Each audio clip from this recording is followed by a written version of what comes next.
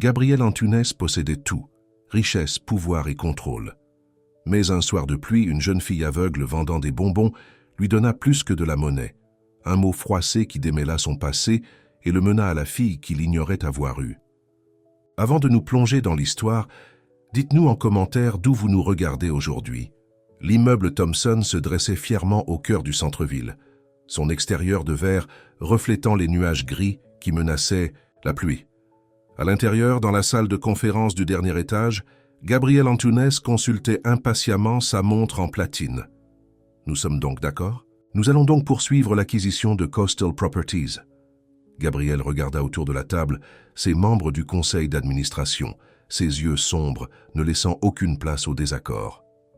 Les actionnaires pourraient avoir des inquiétudes quant au fait de contracter davantage de dettes, dit Marcus, le directeur financier, ajustant nerveusement ses lunettes. Gabriel se leva, boutonnant sa veste sur mesure. Les actionnaires veulent des bénéfices. Ce marché doublera nos avoirs immobiliers au cours du prochain trimestre. D'autres préoccupations? La salle redevint silencieuse. Personne n'osait défier Gabriel lorsqu'il employait ce ton. Bien, la réunion est levée. Alors que tout le monde sortait, Diana, l'assistante de Gabriel, s'approcha avec une pile de dossiers. Votre emploi du temps pour l'après-midi, monsieur Antunes. Vous avez un dîner avec les investisseurs de Dubaï à 7 heures. Gabriel hocha la tête, prenant les dossiers. Appelez mon chauffeur. Je dois m'arrêter au bureau du centre-ville avant de rentrer chez moi pour me changer. Les premières gouttes de pluie commencèrent à tomber lorsque Gabriel sortit de l'immeuble. Son chauffeur lui tint un parapluie au-dessus de la tête pendant qu'il se dirigeait vers la berline noire qui attendait. « Le bureau du centre-ville, monsieur ?» demanda le chauffeur. « Oui, Richard. Prenez la 5e avenue. L'autoroute sera encombrée maintenant. » Gabriel desserra légèrement sa cravate en s'installant sur la banquette arrière. À 45 ans, il avait tout ce qu'un homme pouvait désirer. Un empire commercial prospère bâti de rien. Des maisons de luxe dans 3 pays et assez d'argent pour plusieurs vies. Pourtant, ces derniers temps, il ressentait un étrange vide. Une sensation de vide qu'aucune transaction commerciale ne pouvait combler. La voiture ralentit alors qu'ils approchèrent d'une intersection animée. À travers la vitre striée de pluie, Gabriel remarqua une petite silhouette blottie sous l'auvent d'un magasin fermé. C'était une jeune fille, âgée d'environ 9 ou 10 ans, avec une petite boîte de ce qui semblait être des bonbons devant elle. « Attendez, » dit Gabriel soudainement, se surprenant lui-même. « Garez-vous ici, Richard. »« Monsieur ?» Le chauffeur sembla confus, mais fit comme on lui avait demandé. Gabriel ne pouvait pas expliquer l'impulsion qui le fit sortir sous la pluie. Il s'approcha lentement de la fille, remarquant ses vêtements miteux et la veste fine qui ne pouvait certainement pas la garder au chaud par ce temps. En s'approchant, il réalisa que la fille était aveugle. Ses yeux étaient fixés droit devant sans aucun point focal, mais il y avait une dignité silencieuse dans sa manière de s'asseoir, sans mendier, juste en attendant avec sa boîte de bonbons. « Bonjour », dit Gabriel, sa voix normalement autoritaire s'adoucissant. La fille se tourna vers le son. « Voulez-vous acheter des bonbons, monsieur? $1 pièce. » Quelque chose dans sa voix, le léger accent qu'il ne pouvait pas placer, fit faire une pause à Gabriel. Il y avait une étrange familiarité chez elle, bien qu'il soit certain qu'ils ne s'étaient jamais rencontrés. « Oui, Jean. »« Prendrez un, » répondit-il, tendant la main vers son portefeuille. Il choisit un chocolat dans sa boîte et lui tendit un billet de $20. « Je n'ai que des billets $1 pour la monnaie, monsieur, » dit-elle, plongeant la main dans une petite poche. « Gardez la monnaie, » commença à dire Gabriel, mais elle était déjà en train de compter les billets avec des doigts expérimentés. Alors qu'elle lui tendait l'argent, Gabriel sentit autre chose, un morceau de papier froissé mélangé au billet. Il allait le mentionner lorsque la fille sourit, une petite fossette apparaissant sur sa joue gauche. Cette fossette. Quelque chose à son sujet frappa Gabriel comme un coup physique. « Merci pour votre achat, monsieur, » dit poliment la fille. « Comment vous appelez-vous » demanda Gabriel, la regardant toujours en face. « Sophia » répondit-elle. « Sophia Mendes. » Le nom ne lui disait rien, pourtant il ne pouvait pas se débarrasser du sentiment qu'il y avait quelque chose qu'il devait reconnaître. « Êtes-vous seule ici, Sophia? Où sont vos parents ?» L'expression de... La fille changea subtilement. « Ma tante viendra me chercher bientôt. Elle me laisse vendre ici après l'école. » Gabriel savait qu'elle mentait. Aucun adulte responsable ne laisserait un enfant aveugle seul au coin d'une rue en ville sous la pluie. « Monsieur, y a-t-il autre chose ?» demanda Sophia, ses mains jouant nerveusement avec sa boîte de bonbons. « Non, merci. » Gabriel recula, glissant l'argent et le papier mystère dans sa poche. De retour dans la voiture, Richard lui lança un regard curieux par le rétroviseur. « Tout va bien, monsieur ?»« Oui, continuez vers le bureau. » Une fois qu'ils se furent remis en mouvement, Gabriel sortit le mot froissé qui avait été mélangé à sa monnaie. Il le lissa, s'attendant à trouver une liste d'épicerie ou un reçu jeté. Au lieu de cela, l'écriture bâclée lui fit arrêter le cœur. « Si vous avez trouvé ma fille, veuillez prendre soin d'elle. Je reviendrai. Si c'est encore possible. » Gabriel lut le mot 3 fois, ses mains commençant à trembler. Il regarda par la fenêtre arrière, mais la fille avait déjà disparu. « Richard, retournez-y, » ordonna-t-il soudainement. « Monsieur, retournez là où était la fille, maintenant. » Au moment où ils revinrent au coin de la rue, Sophia était partie. Sa petite boîte de bonbons restait, se faisant tremper sous la pluie, mais l'enfant avait disparu. « Faites le tour du pâté de maison, » ordonna Gabriel, une étrange urgence dans la voix. Ils firent 2 fois le tour des rues environnantes, sans signe de la fille. Gabriel ressentit une sensation inconnue, la panique. « Monsieur, nous allons être en retard à votre rendez-vous », lui rappela gentiment Richard. Gabriel l'entendit à peine. Son esprit courait, essayant de comprendre ce qui s'était passé. Pourquoi la fille lui semblait-elle familière? Que signifiait le mot? Et pourquoi avait-il le sentiment si fort que la retrouver était soudainement la chose la plus importante de sa vie? « Emmenez-moi plutôt à la maison, » dit finalement Gabriel. « Annulez tous mes rendez-vous pour le reste de la journée. » L'appartement penthouse de Gabriel offrait une vue panoramique sur la ville, mais il n'en remarqua rien en faisant les 100 pas dans son salon. Le mot était posé sur sa table basse en verre, 4 mots simples résonnant dans son esprit. « Si vous avez trouvé ma fille… » Il prit son téléphone et composa un numéro. « Max, c'est Gabriel. J'ai besoin de ton aide pour quelque chose. Discrètement. » Max Rodriguez était le responsable de la sécurité de Gabriel depuis 15 ans. Il n'y avait personne en qui il faisait plus confiance. « De quoi avez-vous besoin, patron ?» La voix de Max était toujours calme, professionnelle. « Il y a une fille aveugle qui vend des bonbons au coin de la 5e et de la 28e.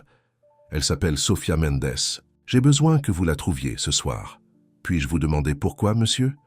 Gabriel hésita. « C'est compliqué. Trouvez-la simplement, Max. Utilisez toutes les ressources dont vous avez besoin. » Après avoir raccroché, Gabriel se dirigea vers sa chambre et ouvrit son coffre-fort. De l'intérieur, il sortit un vieil album photo qu'il n'avait pas regardé depuis des années. Il tourna les pages jusqu'à ce qu'il trouve ce qu'il cherchait. Une photographie datant de 20 ans. Sur celle-ci, un Gabriel plus jeune se tenait à côté d'une belle femme aux cheveux noirs sur une plage. Elena. Le souvenir d'elle avait encore le pouvoir de le blesser après toutes ces années. Elena Rodriguez avait été son amour de jeunesse, la seule femme qu'il ait jamais vraiment aimée. Leur relation avait pris fin brutalement lorsqu'elle avait disparu sans explication, ne laissant qu'une brève note disant qu'elle ne pouvait plus être avec lui. Il avait essayé de la retrouver, mais c'était comme si elle avait disparu, de la surface de la terre. Gabriel fixa le sourire d'Elena sur la photo, la petite fossette sur sa joue gauche. La même fossette qu'il avait vue aujourd'hui sur une jeune fille aveugle nommée Sophia.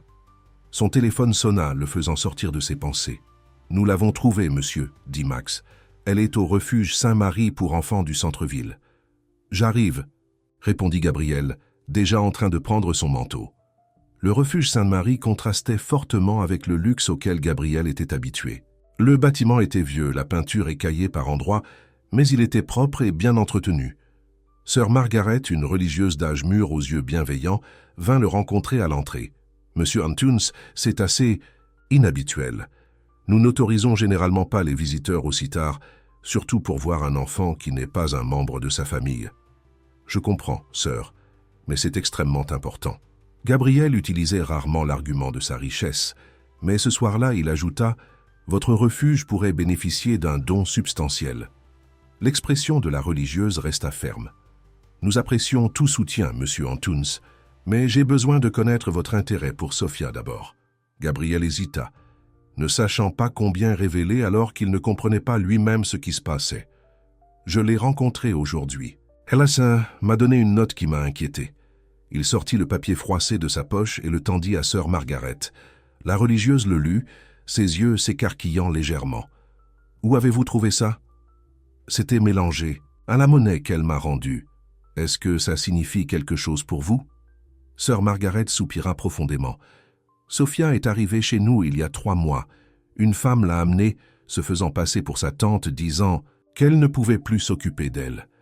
Elle a laissé des informations basiques, le nom de Sophia, son âge, qu'elle était née aveugle, mais aucune documentation. Nous essayons de retrouver sa famille, ou d'obtenir des papiers en règle, mais c'est difficile. La femme qui l'a amenée, comment s'appelait-elle? Maria Mendes, selon nos registres. Mais lorsque nous avons essayé de la contacter à l'adresse qu'elle a fournie, nous avons découvert qu'elle n'existait pas. » Gabriel sentit son cœur s'accélérer. « Sœur, j'ai besoin de parler à Sophia. » La religieuse l'observa longuement, avant de hocher la tête. « 5 minutes, monsieur Antunes.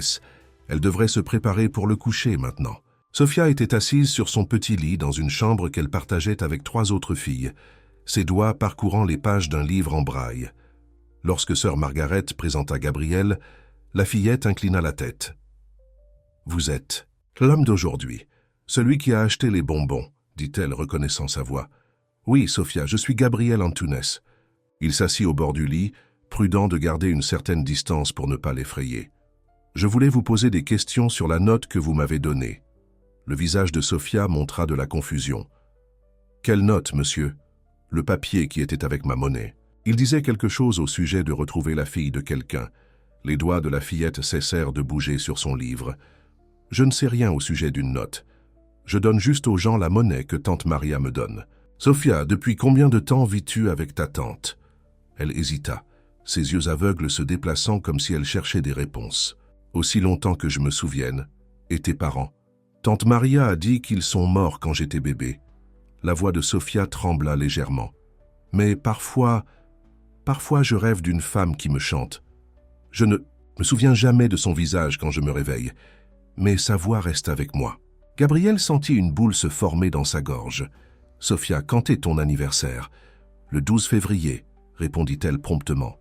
Gabriel ferma brièvement les yeux. « Le 12 février, exactement 9 mois après qu'Elena ait disparu de sa vie. »« Monsieur Antunes, » appela sœur Margaret de la porte. « Il est temps. » Gabriel se leva à contre-cœur. « Merci de m'avoir parlé, Sophia. Je reviendrai vous voir si ça vous va. » La fillette hocha la tête, un petit sourire se formant qui révéla de nouveau le petit creux dans sa joue, le petit creux d'Elena. De retour dans son penthouse, Gabriel ne pouvait pas dormir. Son esprit était rempli de questions et de possibilités, chacune plus troublante que la précédente. Sophia pouvait-elle être l'enfant d'Elena? Pouvait-elle être sa fille? Cela semblait impossible. Pourtant, quelque chose au plus profond de lui disait que ce n'était pas le cas. Le timing, les traits familiers, la note mystérieuse, tout pointait vers une vérité qu'il n'était pas sûr d'être prêt à affronter. Il prit son téléphone et rappela Max. « J'ai besoin que vous fassiez quelque chose d'autre pour moi, » dit Gabriel lorsque son chef de la sécurité répondit. « J'ai besoin d'un test ADN, discrètement. »« Dont l'ADN allons-nous faire le test, monsieur ?» Gabriel prit une profonde inspiration avant de répondre. « Le mien et celui de Sophia Mendes. » En raccrochant, Gabriel alla à sa fenêtre et regarda les lumières de la ville. Quelque part là-bas se trouvait Elena, regardant peut-être les mêmes lumières, et quelque part entre le passé qu'il avait perdu et l'avenir qu'il n'avait jamais imaginé, se trouvait une vérité qui changerait tout. Les premières gouttes d'une nouvelle pluie battante frappèrent sa fenêtre, faisant écho au rythme de son cœur troublé. Quelle que soit la vérité, Gabriel Antunes la trouverait, et rien dans sa vie ne serait plus jamais le même. Le soleil du matin traversait les fenêtres du bureau de Gabriel alors qu'il regardait l'enveloppe. Sur son bureau, à l'intérieur se trouvaient les résultats du test ADN que Max avait organisé. Il avait fallu 3 jours pour obtenir l'échantillon de Sophia, un simple prélèvement buccal que sœur Margaret avait aidé à collecter, croyant que cela faisait partie d'un nouveau dépistage médical pour tous les enfants du refuge. Les doigts de Gabriel tremblèrent légèrement alors qu'il tendait la main vers l'enveloppe. En toutes ces années d'affaires, À travers des transactions de plusieurs milliards de dollars et des rachats d'entreprises, il ne s'était jamais senti aussi nerveux. Le téléphone sur son bureau vibra. « Monsieur Antunes, votre rendez-vous. De 900 est arrivé », annonça son assistante. « Annulez-le », répondit Gabriel. « Annulez tout aujourd'hui. » Il prit une profonde inspiration et ouvrit l'enveloppe. Le jargon médical remplissait la première partie du rapport, mais ses yeux trouvèrent rapidement ce qu'il cherchait. Probabilité de paternité, 99,98%. Gabriel sentit la pièce tourner autour de lui. Sophia était sa fille. Il avait une fille aveugle de 10 ans qu'il n'avait jamais connue. Son esprit retourna à Elena. Pourquoi lui avait-elle caché cela? Où était-elle maintenant? Et pourquoi abandonnerait-elle leur enfant? Plus il y pensait, moins cela avait de sens. L'Elena qu'il avait connue n'abandonnerait jamais son enfant, surtout pas un enfant ayant des besoins spéciaux. Quelque chose n'allait pas dans toute cette situation. Gabriel prit son téléphone et composa le numéro de Max. « J'ai besoin de tout ce que vous pouvez trouver sur Elena Rodriguez, dit-il. Dernier lieu connu, antécédents professionnels, dossiers médicaux, tout. Et je veux en savoir plus sur cette tante Maria qui a déposé Sophia au refuge. Je vais m'en occuper immédiatement, monsieur. Et les résultats du test ?» Gabriel fit une pause. « C'est ma fille, Max. » Il y eut un moment de silence au bout du fil. « Félicitations, monsieur. J'aurai ces informations pour vous dès que possible. » Après avoir raccroché, Gabriel prit une photo encadrée sur son bureau. L'un des rares objets personnels dans son bureau autrement stérile. Elle le montrait coupant le ruban lors de l'ouverture de son premier grand projet de développement il y a 15 ans. Il avait 30 ans à l'époque, construisant déjà son empire, entièrement concentré sur le succès et essayant toujours d'oublier Elena. S'il avait su pour Sophia à l'époque, combien sa vie aurait-elle été différente? Gabriel posa la photo et passa un autre appel. « Sœur Margaret, c'est Gabriel Antunes. J'aimerais discuter de la situation de Sophia avec vous, aujourd'hui si possible. » Le refuge Sainte-Marie avait un aspect différent à la lumière du jour, moins menaçant, plus usé. Sœur Margaret accueillit Gabriel dans son petit bureau, lui offrant une chaise qui avait connu des jours meilleurs. « J'apprécie que... »« Vous me voyez si rapidement, » dit Gabriel. « Votre généreux don à notre fonds de réparation de toiture a facilité la priorisation de votre visite, monsieur Antunes, » répondit-elle avec un sourire entendu. « Comment puis-je vous aider ?» Gabriel se pencha en avant. « Je veux être honnête avec vous, sœur. J'ai des raisons de croire que Sophia est ma fille. » Les sourcils de la religieuse se levèrent, mais elle resta calme. « C'est une affirmation importante, monsieur Antunes. Avez-vous des preuves? » « Oui. » Il posa les résultats du test ADN sur son bureau. Sa mère était une femme avec laquelle j'étais impliqué il y a des années. Elle a disparu sans explication, et je n'ai jamais su qu'elle était enceinte. Sœur Margaret examina attentivement le document. Cela semble concluant. Avez-vous parlé à Sophia de cela? Pas encore. Je voulais d'abord vous parler de la manière appropriée de gérer cela. La religieuse hocha la tête avec approbation. C'était sage. Des nouvelles comme celle-ci pourraient être accablantes pour un enfant dans la position de Sophia. Elle fit une pause, réfléchissant. « Puis-je vous demander quelles sont vos intentions? Je veux la ramener à la maison. » dit Gabriel sans hésitation, se surprenant lui-même de la certitude dans sa voix. « C'est ma fille. Elle m'appartient. Monsieur Antunes, même si je comprends vos sentiments, il y a des procédures légales à suivre. Sophia n'a pas d'acte de naissance au dossier. Nous essayons d'obtenir les documents nécessaires depuis son arrivée. J'ai des ressources. Je peux accélérer le processus. » Sœur Margaret l'observa attentivement. Il ne s'agit pas seulement de documents. Sophia est aveugle. Elle a subi un traumatisme important en étant séparée de la seule personne qui s'occupait d'elle. L'emmener dans un nouvel environnement avec quelqu'un qu'elle connaît à peine pourrait être extrêmement difficile pour elle. Gabriel n'y avait pas pensé. Son monde de résultats immédiats et de problèmes résolus avec de l'argent lui semblait soudainement inadéquat. « Que suggérez-vous » demanda-t-il, humble. « Commencez par des visites régulières. Laissez-la apprendre à vous connaître, avant de faire de grands changements. Et, ajouta-t-elle avec une fermeté douce, réfléchissez aux changements que vous devrez apporter à votre vie pour vous adapter à un enfant ayant des besoins spéciaux. » Gabriel hocha lentement la tête. « Je ferai tout ce qu'il faut. » Au cours des 2 semaines suivantes, Gabriel rendit visite à Sofia tous les jours. Il réorganisa tout son emploi du temps, délégua d'importantes réunions et pour la première fois de sa carrière, mit les affaires au second plan. Aujourd'hui, il était assis avec Sofia dans le petit jardin du refuge, lui décrivant les couleurs des fleurs. Les roses sont d'un rouge profond, comme... Il fit une pause, réalisant que les descriptions de couleurs signifiaient peu pour une personne aveugle de naissance. Sofia sourit. Comme quoi? Comme la sensation de la chaleur du soleil sur votre visage, improvisa Gabriel. Le sourire de la fillette s'élargit. J'aime ça, et les jaunes? Elles sont comme le son du rire, brillantes et joyeuses. Sofia tendit la main, trouvant la sienne avec une précision surprenante. Vous vous améliorez? Gabriel. Il lui avait demandé de l'appeler par son prénom, n'étant pas encore prêt à être appelé père, et ne voulant pas la forcer. Sofia, dit-il prudemment, j'ai parlé à sœur Margaret de votre situation. L'expression de la fillette devint sérieuse. Est-ce que je suis en difficulté? Non, pas du tout. En fait, il s'agit de l'endroit où vous allez vivre. Les doigts de Sofia se serrèrent autour des siens. Vont-ils m'envoyer ailleurs? Non, la rassura rapidement Gabriel. En fait, j'ai réfléchi, que penseriez-vous de venir vivre avec moi? Sofia devint très immobile. Pourquoi voudriez-vous ça? Gabriel prit une profonde inspiration. C'était le moment pour lequel sœur Margaret l'avait aidé à se préparer. Sofia, j'ai découvert quelque chose d'important.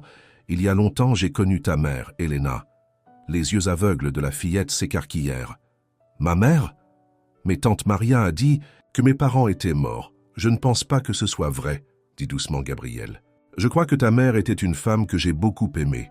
Et je suis ton père, Sofia. Les mots restèrent suspendus dans l'air entre eux. Le visage de Sofia traversa une série d'émotions. Choc, confusion, incrédulité. Si vous êtes mon père, où étiez-vous tout ce temps? Sa voix était petite, blessée. Je ne savais rien de toi, Sofia. Ta mère ne m'a jamais dit qu'elle attendait un enfant. Je viens juste de le découvrir, grâce à ce billet que tu m'as donné avec ma monnaie. Sofia secoua la tête. Je ne comprends pas. Tante Maria s'est toujours occupée de moi. Qui est tante Maria, Sofia? Peux-tu me parler d'elle? Le front de la fillette se fronça. Ce n'est pas vraiment ma tante. Elle m'a dit de l'appeler comme ça. Elle a dit qu'elle était une amie de ma mère qui avait promis de s'occuper de moi. Gabriel ressentit un frisson.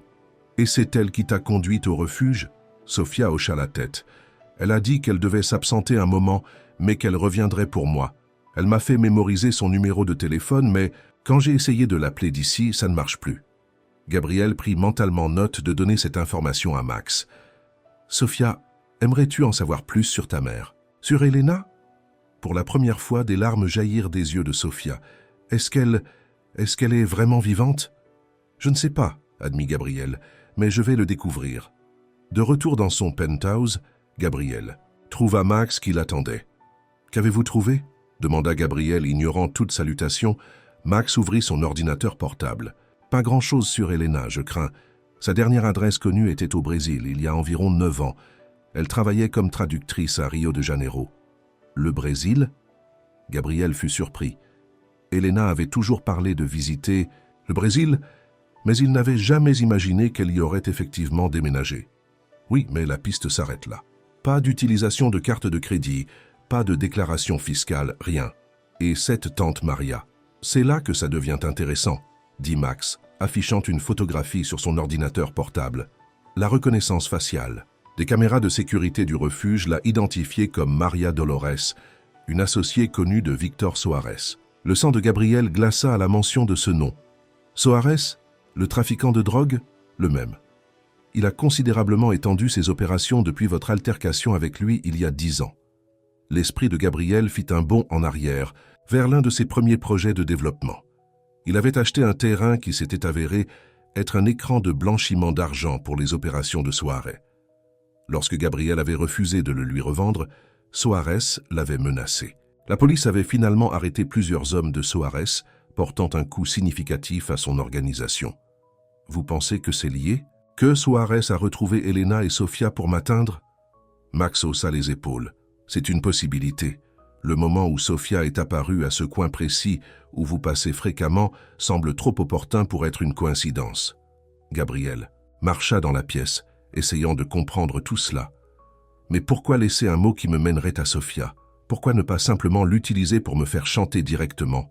Je ne suis pas sûr, admit Max, mais il y a autre chose que vous devriez savoir. Maria Dolores a été retrouvée morte dans une chambre d'hôtel il y a 2 jours, surdose apparente, mais la police soupçonne un acte criminel. Gabriel cessa de marcher. Elle est morte? Est-ce que Sofia le sait? Pas encore. La police n'a pas fait le lien avec le refuge. Gabriel passa une main dans ses cheveux, son esprit travaillant furieusement. Si Soares est derrière tout ça, alors Elena pourrait aussi être en danger, ou pire. Il ne put terminer sa pensée. La possibilité qu'Elena soit déjà morte était trop douloureuse à exprimer. « Je dois mettre Sofia en sécurité », décida Gabriel, « et je dois savoir ce qui est arrivé à Elena. Les formalités légales pour devenir le tuteur de Sofia prendront du temps, prévint Max. Alors accélérez-les. Quel que soit le coût, quelles que soient les faveurs que nous devons demander, faites-le. Je ne laisserai pas ma fille dans ce refuge un jour de plus si Soares sait où elle est. » 3 jours plus tard, Gabriel se tenait dans la chambre nouvellement aménagée de son penthouse. Il avait engagé un spécialiste de l'hébergement pour les malvoyants et la chambre avait été entièrement redécorée, repères muraux, texturés, étiquettes en braille, surtout un système informatique ultra-moderne avec commande vocale. Diana, son assistante, se tenait à côté de lui, cochant des éléments sur une liste. Le tuteur spécialisé commencera lundi. J'ai organisé la visite d'un psychologue pour enfants spécialisé dans les enfants malvoyants pour demain. Merci, Diana. Et la sécurité? Max a installé des caméras supplémentaires dans tout le bâtiment. L'ascenseur nécessite désormais un accès par carte magnétique à cet étage et un agent de sécurité sera posté dans le hall 24h24 et 7J7. Gabriel hocha la tête, satisfait. Et le statut légal? Le juge Morales a accordé une tutelle temporaire d'urgence sur la base des résultats de l'ADN et du danger potentiel pour Sofia. La procédure d'adoption complète prendra plus de temps, mais vous avez la garde légale pour le moment. Une vague de soulagement envahit Gabriel.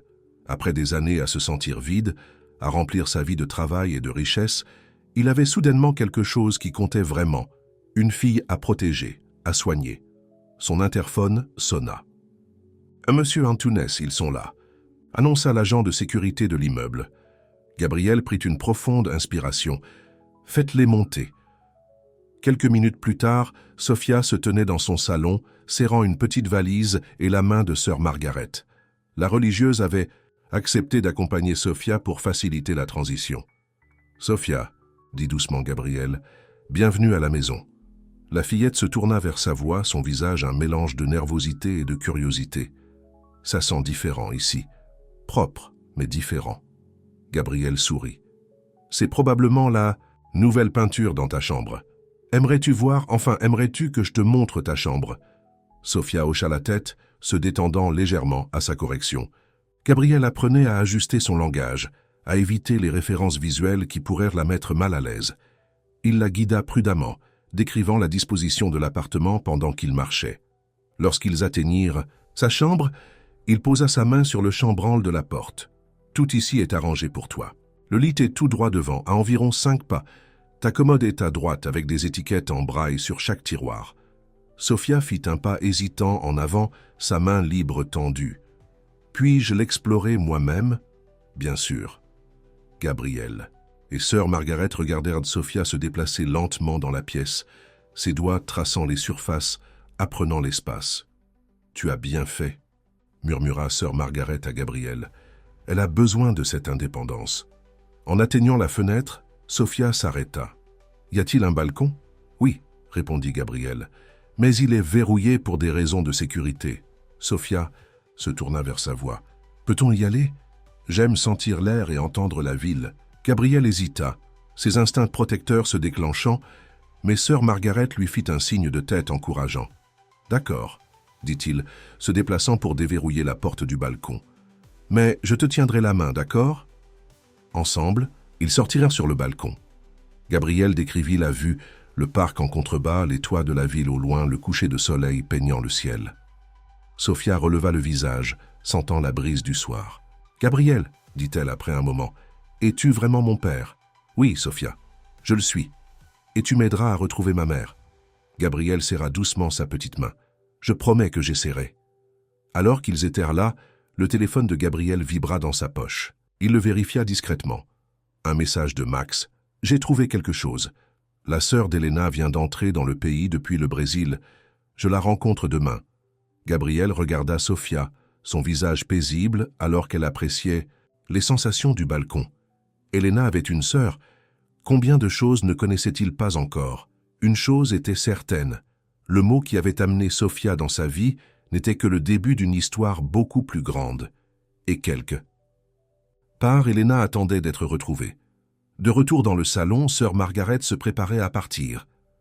Elle aura besoin de temps pour s'adapter, lui rappela la religieuse.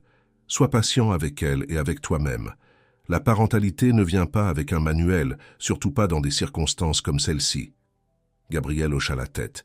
Je vous appellerai si nous avons besoin de quelque chose. Après le départ de sœur Margaret, Gabriel rejoignit Sofia, qui explorait les meubles du salon avec ses mains. « As-tu faim » demanda-t-il. « Je peux commander ce que tu veux. » Sofia fit une pause. « Peut-on prendre une pizza ? Tante Maria ne m'a jamais laissé manger de pizza. »« Bien sûr qu'on peut prendre une pizza. Toutes les garnitures que tu veux. » Alors que Gabriel passait la commande, il regarda Sofia continuer son exploration méthodique de sa nouvelle maison. Sa maison. Leur maison. Demain, il rencontrerait la sœur d'Elena et espérerait obtenir des réponses sur ce qui s'était passé il y a toutes ces années. Mais ce soir, il se concentrerait sur le miracle qui était entré dans sa vie, la fille qu'il ne savait jamais avoir eue. Sofia se tourna vers lui, comme si elle sentait son regard. « Gabriel, merci de m'avoir trouvé. » Gabriel sentit un nœud dans la gorge. « Non, Sofia, merci d'avoir été trouvée. » Dehors, alors que la nuit tombait sur la ville, une voiture se gara en face de l'immeuble de Gabriel. À l'intérieur, un homme baissa une paire de jumelles et prit son téléphone. « Ils sont ensemble maintenant, » dit-il à la personne, au bout du fil. Exactement comme elle l'avait prévu. La voix qui répondit était froide, calculatrice. « Bien, maintenant, nous attendons la prochaine phase. » L'homme jeta un dernier coup d'œil aux fenêtres de l'appartement, avant de repartir, ne laissant derrière lui que des questions et la promesse de danger à venir. La lumière du matin filtrait à travers les rideaux, tandis que Gabriel sirotait son café, regardant Sofia manger son petit déjeuner avec attention. Cela faisait une semaine qu'elle était venue vivre avec lui, et chaque jour apportait de nouvelles découvertes. Sur elle, sur lui, sur les défis de devenir soudainement le père d'une fillette aveugle de 10 ans. « Y a-t-il quelque chose qui ne va pas avec les œufs ?» demanda Gabriel, remarquant son hésitation. Sofia secoua la tête. « Non, ils sont bons. Je ne suis tout simplement pas habitué à avoir autant de nourriture. » La simple déclaration fit mal au cœur de Gabriel. Il se demanda quel genre de vie elle avait eue avec cette tante Maria. Combien de confort de base lui avait été refusé. « Sofia, puis-je te poser une question sur ta vie avant le refuge ?» Elle hocha la tête, prenant une autre petite bouchée de toast. « Tante Maria était-elle gentille avec toi? Est-ce qu'elle s'est occupée de toi correctement ?» Sofia resta silencieuse un instant. Elle n'était pas méchante, exactement. Elle me donnait de la nourriture et des vêtements, mais elle nous déplaçait beaucoup. Différents? Appartements, parfois des hôtels.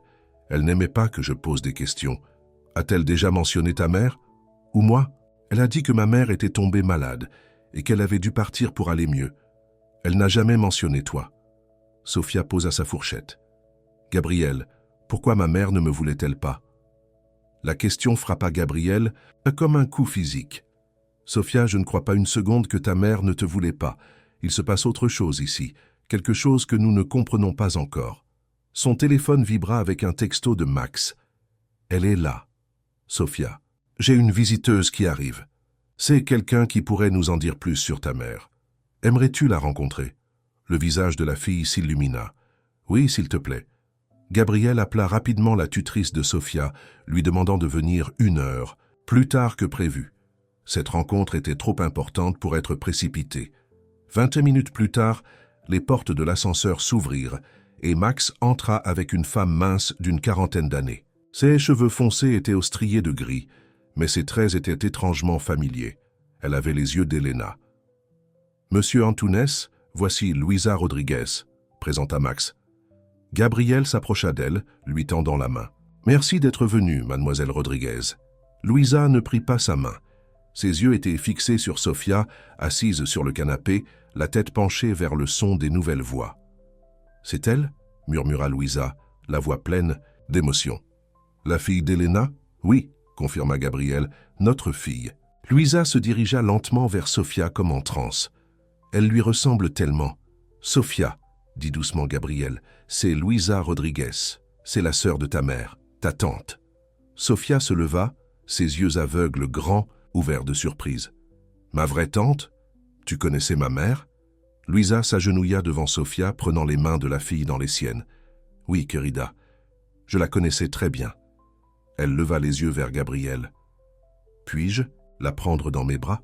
Gabriel hocha la tête et Louisa embrassa Sofia, les larmes coulant sur son visage. « Je te cherchais depuis si longtemps, » murmura-t-elle.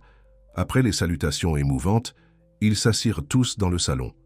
Gabriel demanda à Max d'enregistrer la conversation discrètement.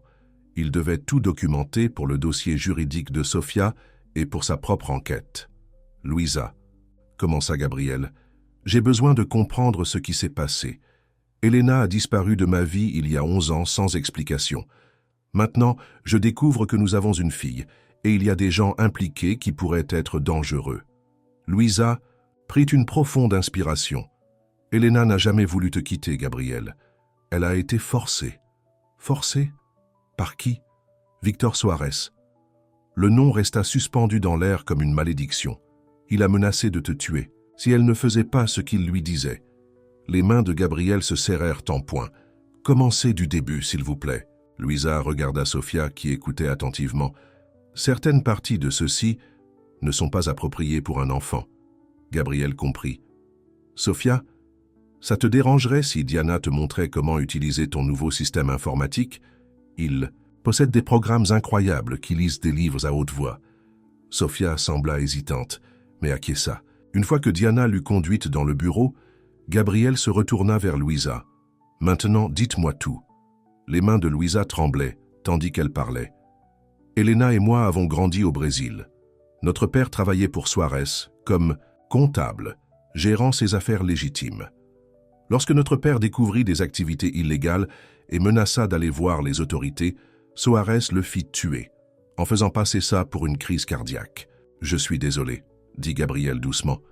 Elena terminait ses études universitaires quand cela arriva. Elle était dévastée, mais déterminée à se construire une nouvelle vie. C'est à ce moment-là qu'elle a déménagé aux États-Unis et vous a rencontré. Mais Soares l'a retrouvée, Louisa acquiesça. Lorsque votre société de développement a commencé à interférer avec ses opérations de blanchiment d'argent, il a fait le lien entre vous et Elena. Il l'a approchée avec un ultimatum. Vous quittez immédiatement, sans explication, ou il vous tuerait. Gabriel se sentit malade. Toutes ces années, il avait pensé qu'Elena avait simplement cessé de l'aimer, alors qu'en réalité elle le protégeait. Elle était déjà enceinte lorsqu'elle est partie, mais elle ne le savait pas encore, continua Louisa. Quand elle l'a appris, elle était terrifiée à l'idée que Soares utilise le bébé comme levier. Elle s'est cachée, déménageant de lieu en lieu. Pourquoi n'est-elle pas venue me voir? J'aurais pu la protéger. Soares avait des hommes qui vous surveillaient. Il a clairement indiqué que tout contact entraînerait votre mort. Elena le croyait, elle avait vu de quoi il était capable. Gabriel se leva ayant besoin de bouger, de traiter cette information. Donc Sofia est née en se cachant? Oui, dans une petite ville du Brésil. Elena l'a nommée Sofia d'après notre grand-mère. La voix de Louisa se brisa. Sofia est née aveugle. Les médecins ont dit que c'était une condition congénitale, rien qui aurait pu être évité. Elena s'est dévouée à donner à Sofia tout ce dont elle avait besoin, malgré leurs circonstances. Alors, qu'est-il arrivé? Pressa Gabriel. Où est Elena maintenant? Louisa essuya ses larmes. Il y a 3 ans, Soares les a retrouvés. Il avait étendu ses opérations et avait besoin des compétences linguistiques d'Elena pour ses transactions internationales. Il l'a forcée à travailler pour lui, traduisant des documents et des négociations sensibles. Et Sofia? Elena a refusé d'impliquer Sofia dans ce monde.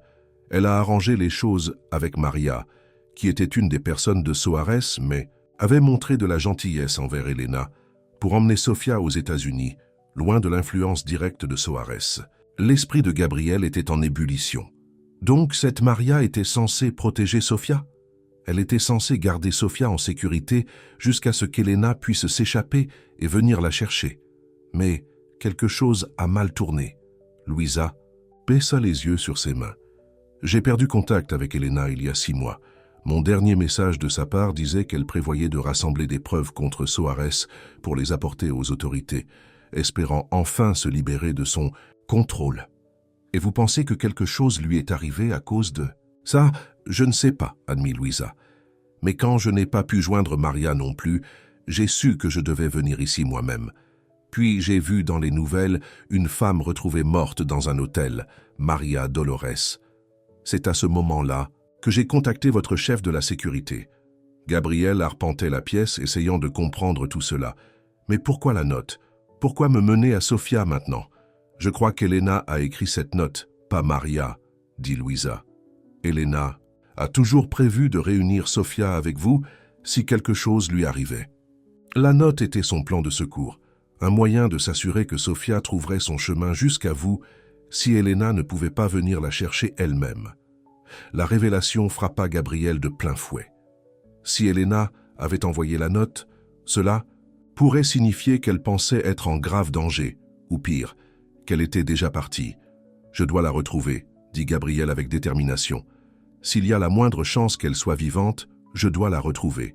C'est pourquoi. »« Je suis là », répondit Louisa. « Je pense savoir où commencer à chercher. » Avant qu'elle ne puisse s'expliquer davantage, l'ascenseur sonna. Max se précipita vers l'écran de sécurité. « Monsieur, c'est la police. » 2 détectives entrèrent dans le penthouse, leurs expressions sérieuses. « Monsieur Antunes ? Je suis le détective Ramirez, voici le détective Chen. Nous devons vous poser quelques questions concernant Maria Dolores. » Gabriel échangea un regard avec Max. « Qu'en est-il d'elle ? Les images de sécurité montrent qu'elle a visité ce bâtiment plusieurs fois dans les semaines précédant sa mort. Nous aimerions connaître la nature de votre relation. » Gabriel. Choisis ces mots avec soin.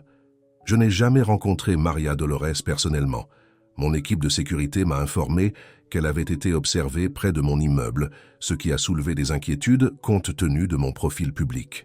Le détective Chen étudia le visage de Gabriel. Monsieur Antunes, mademoiselle Dolores a été retrouvée avec une carte clé de ce bâtiment en sa possession. Pouvez-vous nous l'expliquer? Gabriel fut véritablement surpris. Il regarda Max qui semblait tout aussi confus. Je n'ai aucune idée de comment elle aurait pu l'obtenir, dit Gabriel sincèrement. Nous avons également trouvé ceci dans sa chambre d'hôtel, dit le détective Ramirez, brandissant un sac à preuves contenant une photographie. Elle montrait un Gabriel plus jeune avec Elena. La femme sur cette photo a été identifiée comme étant Elena Rodriguez, qui a été signalée dans une enquête internationale impliquant le cartel de Victor Soares. Gabriel sentit la pièce légèrement penchée. Elena fait l'objet d'une enquête? Pourquoi? Blanchiment d'argent, entre autres accusations. Nous avons des raisons de croire qu'elle est une participante volontaire aux opérations de Soares. Ce n'est pas vrai, intervint Louisa. Ma sœur a été forcée de travailler pour lui. Elle était une victime, pas une complice. Les détectives tournèrent leur attention vers Louisa. Et vous êtes Louisa Rodriguez, la sœur d'Elena. Le Xingzin, détective Chen, prit une note. Mademoiselle Rodriguez, quand avez-vous eu le dernier contact avec votre sœur? Il y a 6 mois. Et vous ne vous manifestez que maintenant? Louisa lança un coup d'œil à Gabriel avant de répondre. J'avais peur. Soares a des gens partout. Les détectives échangèrent des regards. Le détective Ramirez se tourna vers Gabriel. Monsieur Antunes, savez-vous qu'une enfant enregistrée sous le nom de Sofia Mendes a récemment été retirée du refuge Saint-Marie et vit maintenant apparemment ici? Gabriel se redressa. Sofia est ma fille. Nous avons une confirmation ADN et j'ai la tutelle légale temporaire. Nous aurons besoin de voir ces documents, dit le détective Chen. Alors que Gabriel récupérait les papiers, il remarqua Sofia debout dans le couloir. Elle avait clairement entendu au moins une partie de la conversation. « Est-ce que ma mère a des ennuis ?» demanda-t-elle, sa voix petite, mais claire. Le silence se fit dans la pièce. Le détective Ramirez adoucit le ton. « Nous essayons de la retrouver, ma chérie. Sais-tu où elle pourrait se trouver ?» Sofia secoua la tête. « Je n'ai pas vu ma mère depuis que j'étais petite. mais je rêve d'elle parfois. » Gabriel alla auprès de Sofia, posant une main protectrice sur son épaule. « Je pense que c'est assez de questions pour le moment. Sofia a beaucoup vécu. » Après avoir examiné les documents juridiques, les détectives semblèrent satisfaits pour le moment. « Nous aurons besoin de déclarations formelles de la part de chacun d'entre vous, » dit le détective Chen. « Et M. Antunes, ne prévoyez aucun voyage sans nous en informer. » Après le départ de la police, Gabriel, Max et Louisa se réunirent dans la cuisine, parlant à voix basse tandis que Sofia reposait dans sa chambre. « Ils pensent qu'Elena est une criminelle, » dit Gabriel, toujours incrédule. « Soares est très doué pour faire paraître ses victimes complices, » répondit Louisa. « Et il a des contacts dans les forces de l'ordre dans plusieurs pays. » Max avait l'air pensif. « La carte-clé m'inquiète.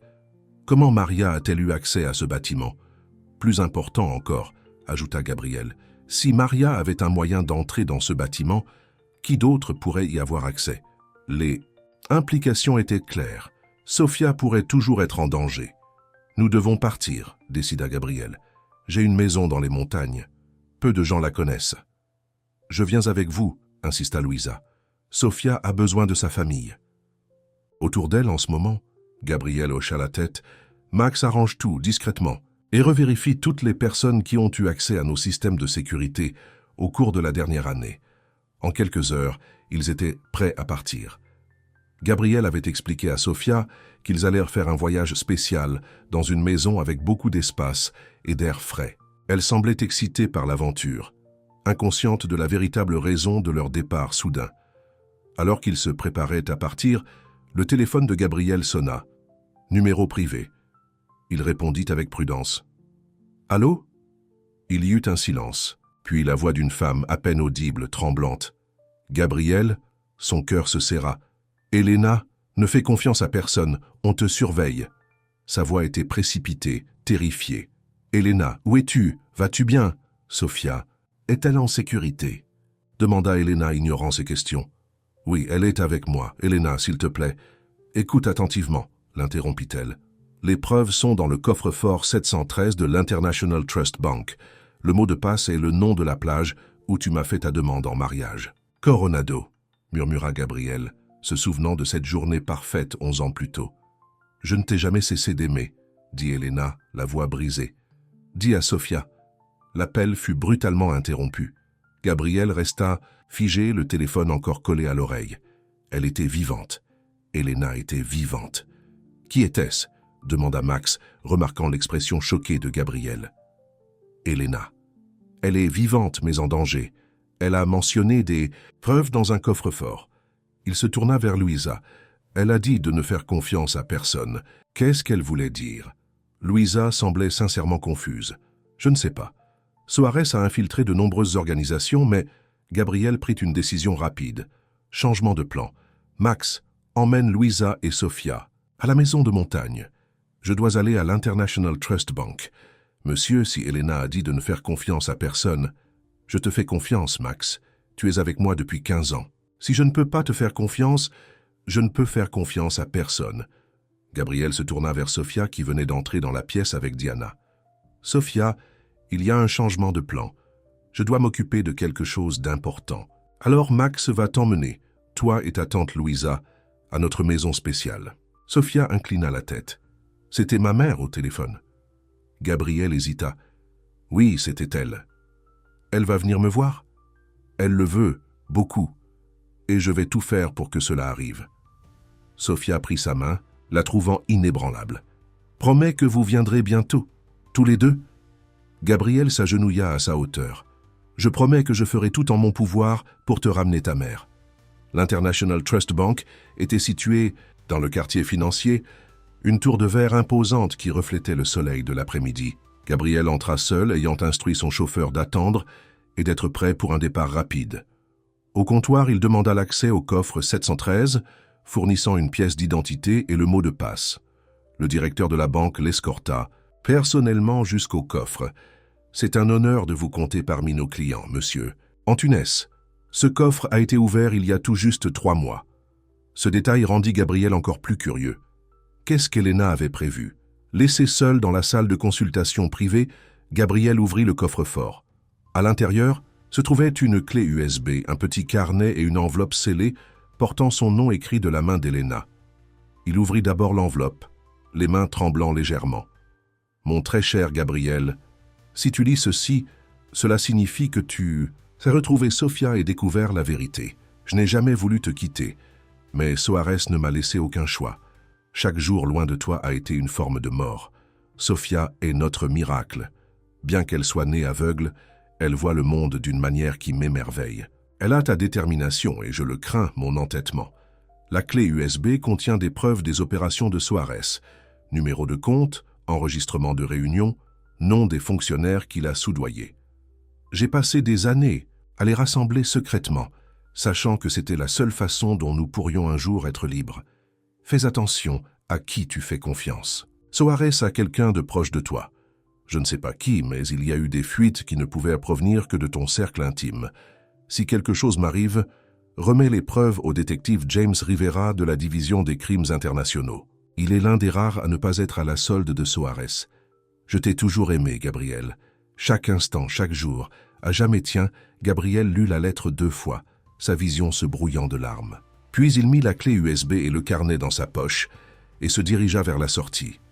En quittant la banque, il remarqua un SUV noir aux vitres teintées, garé de l'autre côté de la rue. Quelque chose clochait. Il dévia de sa trajectoire, se dirigeant vers une zone commerciale bondée au lieu de sa voiture qui attendait. Son téléphone sonna. « Max. Max, tout va bien? Sofia et Louisa sont en sécurité ?»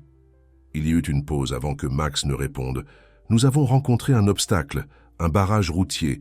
Il demande des papiers d'identité. » Gabriel se sentit mal à l'aise. « C'est inhabituel pour cet itinéraire. Je l'ai pensé aussi un instant. » Gabriel entendit des voix étouffées, puis une agitation. « Max! Max !» La ligne tomba. La panique monta dans la poitrine de Gabriel. Il composa le numéro du détective Ramirez de leur précédente rencontre. « Détective, c'est Gabriel Antunes. Je dois signaler un possible enlèvement. Ma fille Sofia... » « Monsieur Antunes, calmez-vous. Que se passe-t-il? » « Mon chef de la sécurité transportait ma fille et sa tante à notre maison de campagne. Ils ont rencontré ce qu'il a dit être un barrage routier, puis l'appel a été interrompu. « Où exactement ?» demanda le détective. Gabriel, lui, donna l'endroit. « Détective, j'ai reçu un appel d'Elena Rodriguez. Elle est vivante et elle a fourni des preuves contre Victor Soares. Je crois que cela pourrait être lié. Restez où vous êtes, monsieur Antunes. Ne vous rendez pas à votre bureau ou à votre domicile. Nous enverrons des agents à votre emplacement. » Gabriel accepta, mais dès qu'il raccrocha, il remarqua 2 hommes en costume s'approchant de lui de directions différentes, les mains dans leurs vestes. Instinctivement, il sut qu'ils n'étaient pas des policiers. Il se réfugia dans un grand magasin bondé, se faufilant entre les acheteurs, se dirigeant vers la sortie arrière. Son esprit était en effervescence. Sofia était en danger, possiblement kidnappée. Elena était vivante mais menacée, et quelque part dans son organisation se trouvait un traître. Alors qu'il franchissait la sortie de secours, déclenchant une alarme, Gabriel prit une décision. Il ne pouvait pas faire confiance à la police, ni à son propre service de sécurité, ni même rentrer chez lui. Il n'y avait qu'une seule personne à qui il pouvait se tourner maintenant, quelqu'un qui était là depuis le début de ce cauchemar. Il sortit son téléphone et composa un numéro. « Sœur Margaret, j'ai besoin de votre aide. La vie de ma fille en dépend. » Le modeste appartement de sœur Margaret était situé au-dessus d'une petite librairie dans un quartier calme, loin du centre-ville. Gabriel était assis à sa table de cuisine, les mains enveloppées autour d'une tasse de thé qui était depuis longtemps froide. « Tu devrais essayer de te reposer, » dit sœur Margaret doucement, posant une main sur son épaule. « Tu es éveillé depuis plus de 24 heures. » Gabriel secoua la tête. « Je ne peux pas dormir, pas tant que Sofia est là-bas. 18 heures s'étaient écoulées depuis que l'appel de Max avait été interrompu. 18 heures. D'appels téléphoniques désespérés, de réunions secrètes et d'une peur croissante. « As-tu eu des nouvelles de ton contact à la police ?» demanda sœur Margaret. Le détective Rivera a confirmé qu'il n'y avait pas de barrage routier officiel sur cette route hier. Le SUV a été retrouvé abandonné à 30 km de là. Gabriel passa une main dans ses cheveux, ébouriffé. Ils examinent les caméras de surveillance, mais jusqu'à présent, rien. Sœur Margaret était assise en face de lui. « Parle-moi encore des preuves qu'Helena a laissées. » Gabriel sortit le carnet qu'il avait pris dans le coffre-fort. Tout est en code, des noms, des dates, des lieux, mais je n'arrive pas à comprendre. La clé USB est également cryptée. Et tu es sûr qu'il y a un traître dans ton organisation? Helena m'a prévenu dans sa lettre. Et le fait qu'il savait exactement quand et où Max transporterait Sophia? La voix de Gabriel s'éteignit, son esprit tournant sans cesse autour de la même terrible question. En qui avait-il pu avoir confiance concernant la vie de Sophia qu'il avait trahi? Son téléphone vibra. Un SMS d'un numéro inconnu, minuit. Le vieux phare de Point Harbor venait seul, apporter les preuves. Gabriel montra le message à sœur Margaret. « C'est eux. Vous ne pouvez pas y aller seul, protesta-t-elle. C'est clairement un piège. Je n'ai pas le choix. Ils ont ma fille. » Les yeux de sœur Margaret trahissaient son inquiétude. « Au moins, laissez-moi appeler le détective Rivera. Il pourrait avoir des agents à proximité. » Gabriel réfléchit. Helena avait mentionné Rivera dans sa lettre comme l'un des rares policiers honnêtes. Mais s'il se trompait, non, trop risqué. Si Suarez a quelqu'un au sein du département de police, il pourrait surveiller Rivera. Je ne peux pas prendre ce risque. Gabriel regarda sa montre, 19h30. Il avait 4h30. « J'ai besoin d'une arme, » dit-il. Surpris par ses propres mots, sœur Margaret haussa les sourcils. « Je crains que le couvent ne possède pas de réserve d'armes, monsieur Antunes. » Malgré tout, Gabriel réussit un petit sourire. « Bien sûr que non. Excusez-moi. Ce dont vous avez besoin, c'est d'un plan, » dit-elle fermement. « Un plan qui ne se termine pas par votre mort. » Gabriel hocha la tête, son esprit commençant à se concentrer. « Vous avez raison, et je crois savoir comment aborder cela. » Le phare de Point Harbor se dressait comme un sentinelle solitaire contre le ciel nocturne. Autrefois un outil de navigation vitale, il avait été mis hors service il y a des années, lorsque les opérations portuaires avaient été transférées vers les nouvelles installations portuaires. Maintenant, ce n'était plus qu'une structure abandonnée sur un morceau de littoral oublié. L'endroit idéal pour un échange dangereux. Gabriel gara sa voiture à un quart de mile et parcourut le reste de la distance à pied, la clé USB et le carnet bien en sécurité dans sa poche de veste. La nuit était claire mais sans lune, et il utilisa la petite lampe torche de son téléphone pour naviguer sur le chemin envahi par la végétation. En approchant du phare, il vit un SUV noir garé près de l'entrée. Deux hommes se tenaient à côté, leur silhouette visible contre les phares du véhicule. « Ça suffit », lança l'un d'eux lorsque Gabriel arriva à 50 pieds. « Montrez-nous vos mains. » Gabriel leva les mains. « Où est ma fille ?»« Les preuves d'abord. » « Non, j'ai besoin de voir que Sophia et les autres sont en sécurité. » L'homme parla dans un talkie-walkie, et quelques instants plus tard, la porte du phare s'ouvrit. Max émergea, les mains liées devant lui, suivi de Louisa, qui soutenait une Sophia à l'air effrayé. « Gabriel ?» appela Sophia, sa voix tremblante mais forte. « Je suis là, Sophia. Es-tu blessée ?»« Non, mais j'ai peur. Où sommes-nous » Avant que Gabriel ne puisse répondre, une autre silhouette émergea du phare. Diana, son assistante. La trahison frappa Gabriel comme un coup physique. « Diana, tu travailles pour Suarez ?» Elle sourit froidement. « Depuis des années. Tu devrais vraiment faire plus attention à qui tu fais confiance, Gabriel. »« Où est Helena ?» demanda Gabriel. « Inquiète pour ton amour de longue date ?» se moqua Diana. « Elle est à l'intérieur. Bien que je dois dire qu'elle n'est pas au meilleur de sa forme. » Gabriel fit un pas en avant, mais l'un des hommes leva une arme. « Les preuves, monsieur Antunes. Maintenant, laissez-les partir d'abord. Sophia, Max et Louisa partent avec moi. Ensuite, vous obtenez les preuves. » Diana rit. « Vous n'êtes pas en position de négocier. »« En fait, si. » Gabriel sortit son téléphone et leur montra l'écran. « J'ai déjà téléchargé des copies de tout sur un serveur sécurisé. Si quelque chose nous arrive, tout est envoyé à toutes les agences d'application de la loi du pays. » C'était un bluff. Les fichiers étaient toujours cryptés, et il n'avait pas pu les copier. Mais Diana ne le savait pas. Elle l'étudia un instant puis fit signe à ses hommes « Envoyez la fille ». Sophia avança hésitamment, guidée par Louisa. Gabriel fit un pas vers elle, mais Diana leva une main. Seulement la fille. Les autres restent jusqu'à ce que nous vérifions les preuves. Gabriel regarda Sophia, puis Max et Louisa. « Va, Vers elle, Sophia. Avance tout droit. Je suis juste ici. Sophia avança lentement, les bras tendus. Lorsqu'elle atteignit Gabriel, il l'embrassa étroitement, réprimant ses larmes. « Tu es venu pour moi » chuchota-t-elle. « Je viendrai. Toujours pour toi » promit-il. Puis, plus doucement, « Sophia, quand je te le dirai, j'ai besoin que tu retournes en courant par le chemin par lequel nous sommes venus. Peux-tu faire ça ?» Elle hocha la tête contre sa poitrine. Gabriel leva les yeux vers Diana.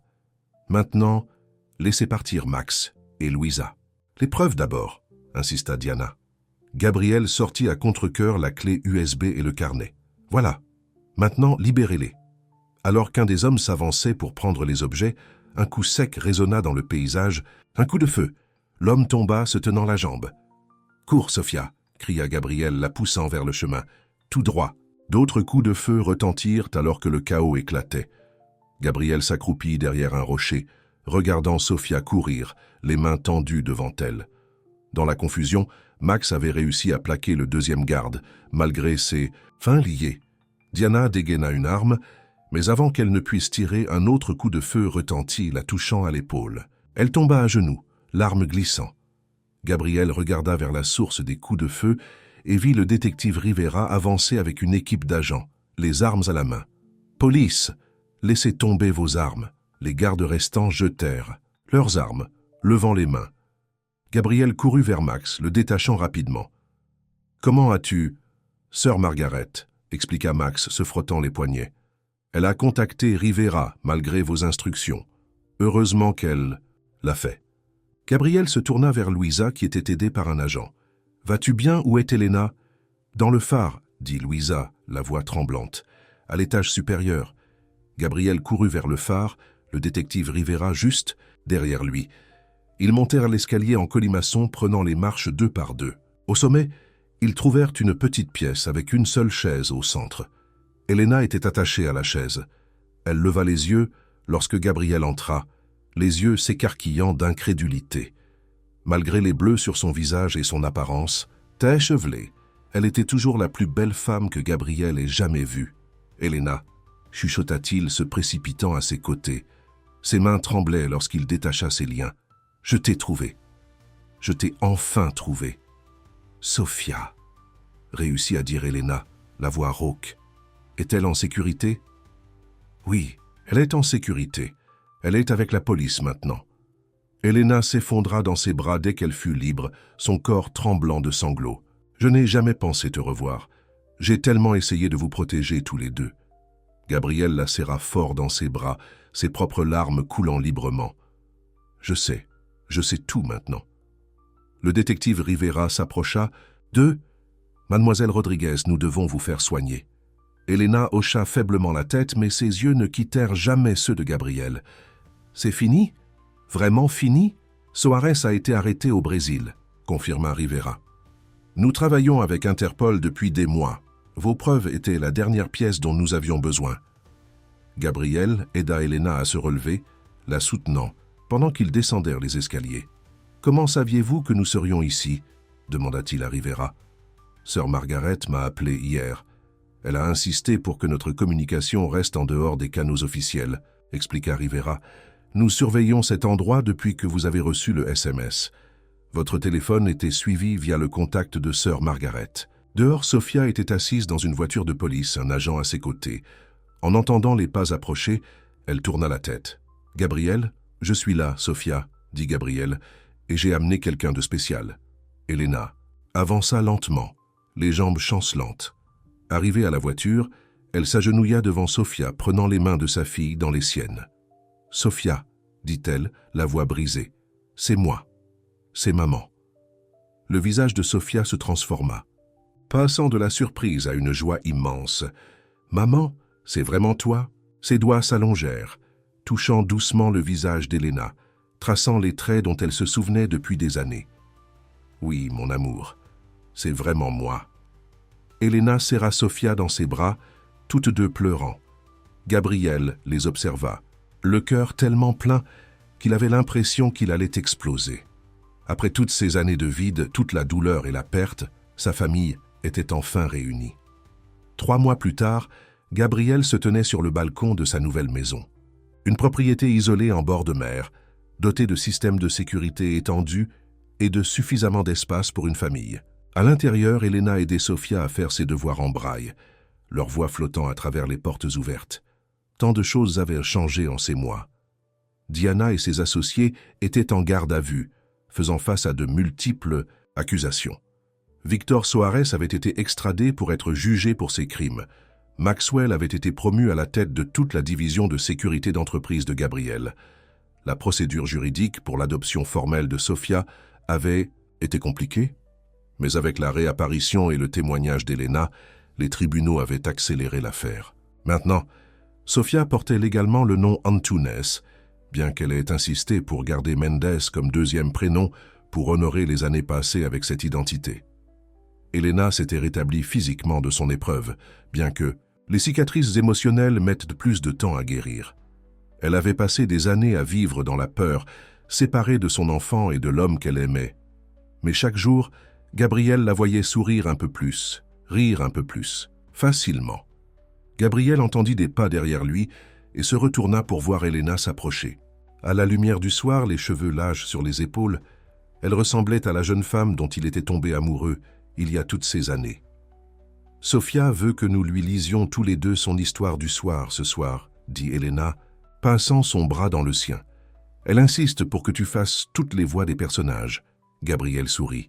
« Je m'améliore là-dedans. Tu t'améliores en tant que père chaque jour, » dit Elena doucement. « Elle t'adore. »« Je n'aurais jamais pensé pouvoir aimer quelqu'un autant que je l'aime, » admit Gabriel. « C'est différent de tout autre sentiment que j'ai jamais connu. » Elena hocha la tête. « C'est la parentalité. Cela vous change à jamais. » Ils restèrent un moment dans un silence confortable, observant les vagues se briser sur le rivage en contrebas. « J'y ai pensé, » dit finalement Gabriel, « à ce que vous avez dit lorsque nous vous avons trouvé pour la première fois, que c'était vraiment fini.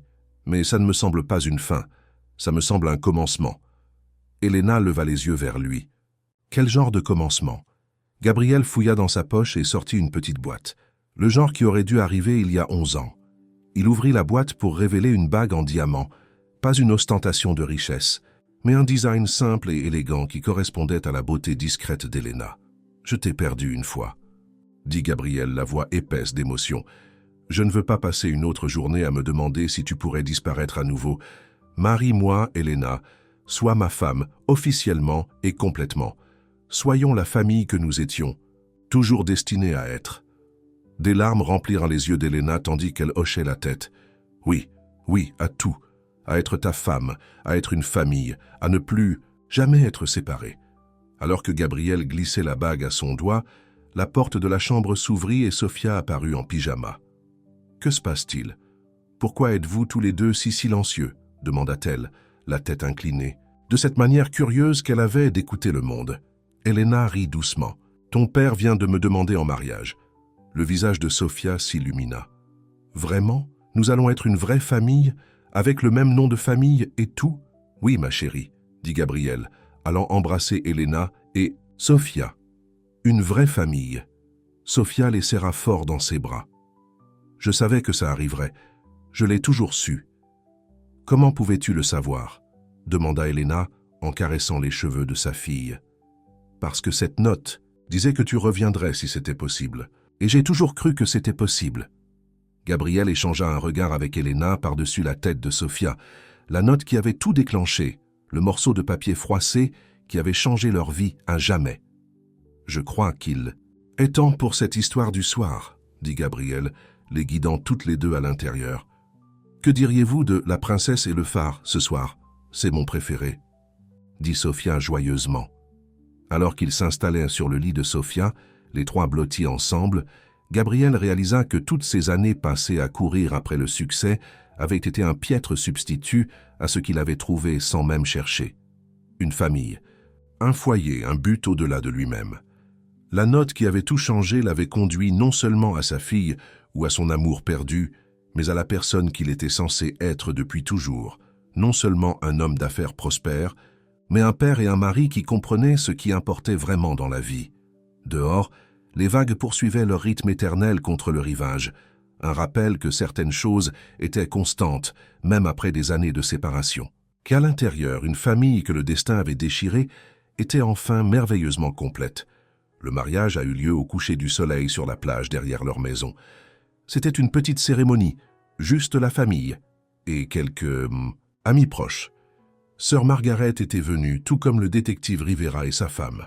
Max a servi de témoin de Gabriel, tandis que Louisa était aux côtés d'Elena. Sofia portait une robe bleue qui correspondait à l'océan et portait un panier de pétales de fleurs qu'elle répandit avec une précision surprenante en marchant dans l'allée improvisée au bras de Max. Gabriel regarda Elena s'approcher, rayonnante dans une simple robe blanche, ses cheveux noirs ornés de petites fleurs blanches.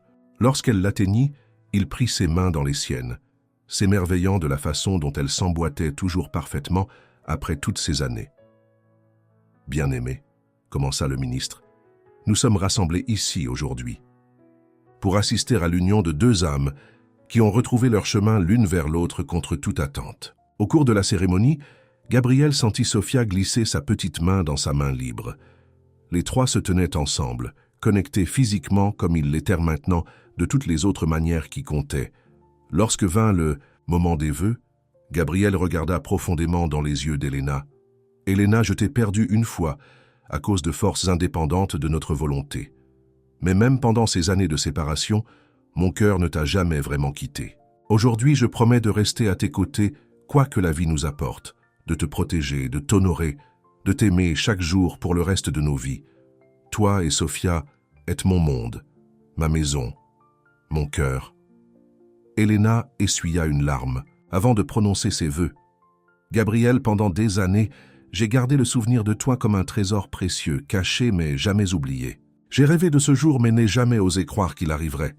Aujourd'hui, je promets de compenser toutes les années perdues avec une vie d'amour et d'honnêteté, d'être ton partenaire, ton ami, ta femme, de construire notre famille, ensemble sur les bases de la confiance et de l'amour que même le temps et la distance n'ont pas pu briser. » Lorsque le ministre les déclara mari et femme, Gabriel embrassa Elena comme pour sceller une promesse trop profonde pour les mots. Le petit rassemblement applaudit et Sofia acclama bruyamment. Lors de la réception qui suivit, Gabriel trouva un moment de calme avec sœur Margaret, qui observait la célébration avec une satisfaction évidente. « Je ne vous ai jamais remercié correctement, » dit-il, « pour tout ce que vous avez fait pour Sofia et pour nous. » La religieuse sourit. « Dieu agit de manière mystérieuse, monsieur Antunes. Parfois, une simple note peut être le début d'un miracle. » Gabriel regarda de l'autre côté de la plage où Elena dansait avec Sofia, toutes deux riant en virevoltant dans le sable. « Oui, » acquiesça-t-il, « un miracle, c'est exactement ce que c'est. » Plus tard, alors que les étoiles du soir apparaissaient, Gabriel, Elena et Sofia marchaient le long du rivage main dans la main. « Que se passe-t-il maintenant » demanda Sofia. « Maintenant que le mariage est terminé et que tous les méchants sont en prison et que nous sommes une vraie famille, Gabriel et Elena échangèrent un sourire. « Maintenant, » dit Gabriel, « nous vivons nos vies, nous rattrapons le temps perdu, nous créons de nouveaux souvenirs ensemble. Et nous ne tenons jamais un seul jour pour acquis, » ajouta Elena. Sofia hocha la tête pensivement. « J'aime ce plan. » Après un moment, elle ajouta, « Quand j'étais petite, avant d'arriver au refuge, j'imaginais que mon vrai père me trouverait un jour. Je ne savais pas à quoi tu ressemblerais, mais dans mes rêves, tu m'as toujours trouvé. » Gabriel s'agenouilla à sa hauteur. « D'une certaine manière, tu m'as trouvé aussi, Sofia. Cette note que tu m'as donnée, elle nous a réunis quand nous avions besoin les uns des autres. » Sofia sourit, la fossette sur sa joue, la fossette d'Elena, apparaissant comme toujours lorsqu'elle était vraiment heureuse. « Je crois que nous étions toujours censés nous trouver. C'est ce que signifie la famille, n'est-ce pas? Vous continuez à vous trouver, quoi qu'il arrive. » Elena les rejoignit, les prenant tous les deux dans ses bras. « C'est exactement ce que cela signifie, ma chérie. » Alors qu'ils se tenaient ensemble sur la plage, les vagues lavant leurs empreintes derrière eux, Gabriel savait qu'aucune transaction commerciale, aucune richesse, aucune réussite ne pourrait jamais se comparer à ce moment simple et parfait avec sa famille. Le soleil s'est couché sur leurs anciennes vies, vies de séparation, de peur et de solitude. Et maintenant, un nouveau jour pointait à l'horizon, brillant de promesses et de possibilités, pour la famille qu'une simple note avait réunie contre toute attente. La note qui avait tout changé était devenue l'amour qui avait tout guéri. Et dans cet amour, Gabriel, Elena et Sofia avaient trouvé non seulement les uns les autres, mais un foyer.